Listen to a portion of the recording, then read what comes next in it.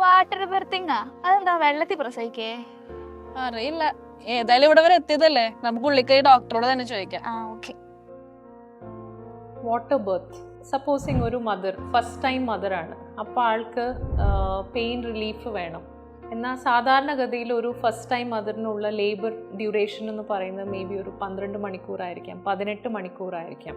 പക്ഷേ water birth എന്ന് പറയുമ്പോഴേക്കും ആ ലേബർ ഡ്യൂറേഷൻ നല്ല രീതിയിൽ കട്ട് ഷോർട്ട് ആവും. Average water birth duration usually ഒരു 3.5 to 4 hours ആണ്. Pain relief second advantage.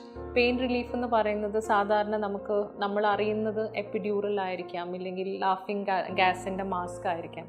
പക്ഷേ വാട്ടർ ബർത്ത് എന്ന് പറയുമ്പോഴേക്കും നമുക്ക് ജസ്റ്റ് വെള്ളത്തിൽ ഇരിക്കുമ്പോൾ മാത്രം തന്നെ ഒരു 10 മിനിറ്റിനകത്ത് നമ്മുടെ പെയിൻ സ്കോർ നല്ല രീതിയിൽ കുറയും.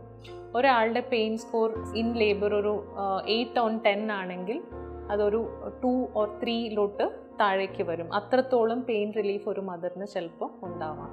പിന്നെ എപ്പോഴും എല്ലാവരും പേടിക്കുന്ന ഒരു സംഭവമാണ് എപ്പിസിയോട്ടമി, ഇല്ലെങ്കിൽ വെജൈനൽ കട്ട്. ഡെലിവറി സമയത്ത് നമ്മൾ ചിലപ്പം ബേബിയുടെ ഹെഡ് പുറത്തേക്ക് ഇറങ്ങുമ്പോഴേക്കും കട്ട് ചിലപ്പോൾ നമ്മൾ ഉണ്ടാക്കേണ്ടി വരാറുണ്ട്.